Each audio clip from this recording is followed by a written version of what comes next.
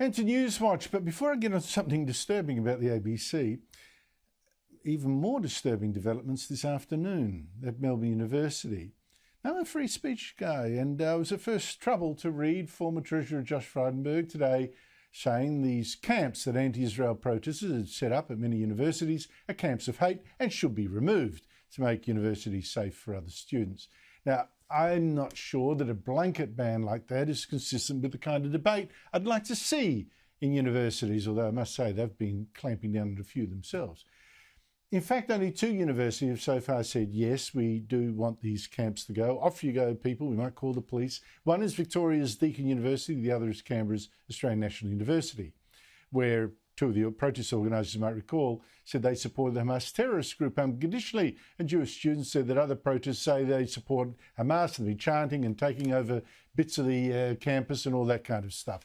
Now, that's already making me feel that free speech does end when violence is threatened or students are sort of harassed out of using the university they also pay for, right?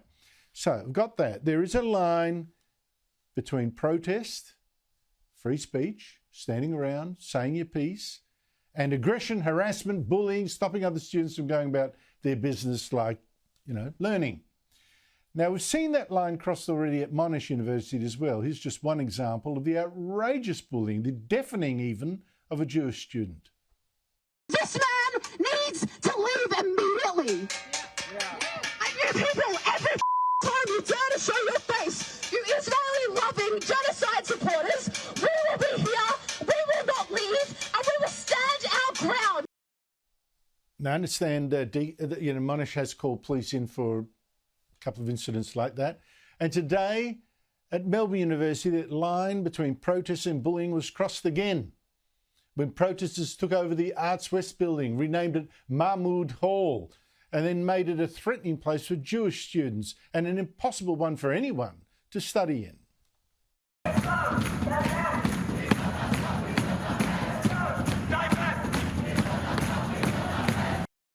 Joining me, Sophie Elsworth, media writer of the Australian newspaper. Sophie, great to see you again after we bumped into each other at the budget lockup yesterday. Ban the student camps, yes or no? Well, Andrew, I'm all for free speech like yourself. I think it's critically important that we are able to speak our views freely in society. But when it comes to disruption of people's right to learn, they're paying to be at these universities. They should be moved on, in my view. That footage that we saw from my colleague from the Australian that she put on Twitter is appalling. This is in the Melbourne Uni Arts building. I actually studied there. I did an arts degree at Melbourne University. That is nothing short of disgraceful that they're disrupting people's right to learn. And Andrew, I don't think there should be a blanket ban, but when it comes to interfering with people's right to go about their business at university safely, freely, and to study, I think this is appalling. Yeah, look, for me, really, the issue is summed up in this image, right? You can protest on the side of the road. Don't stand in the middle of the road. One's a protest, the other is just bullying. And that is the kind of bullying I mean as well. So where's it all going? The thing is, of course, for universities, that if they don't nip these camps in the bud, they self-radicalise, and that's the whole thing. Professional protesters drop in. We've seen a guy, for instance, had been arrested by police for some very serious alleged offences over at the Monash University camp, a Palestinian guy. Seriously, you let them go too long, they fester and people get too invested. So where do you actually draw the line? Maybe, you say you can stand there, but you can't camp there. Well, Andrew, that's the million-dollar question, I suppose. Where do you draw the line?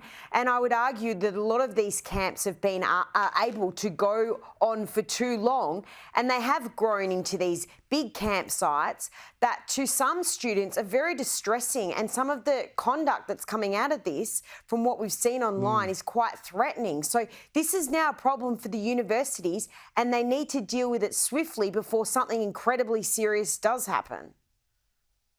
Well, there's some terrible weakness going on there, including by some very senior university administrators, I've got to say.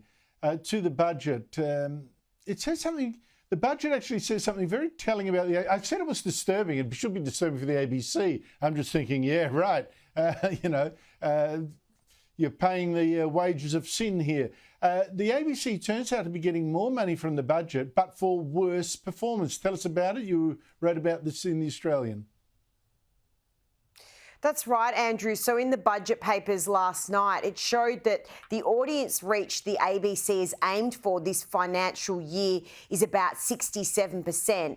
Now, that is going to drop down. It's expected to 64% and then drop down further to 63%. So they are not meeting their, to basically explain this in simple terms, they are not meeting their audience targets that they set out.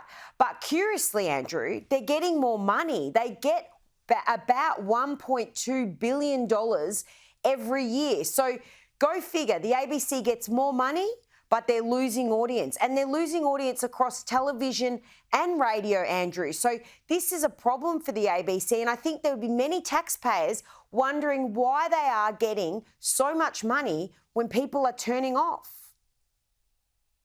And also why they're getting so much money to preach to their left-wing friends and exclude a single known Conservative host from any of their current affairs show that anyone can tell. I just think it's just disgusting. It's theft, essentially. It's theft of taxpayer money. Sophie Elsworth, thank you so much indeed for your time.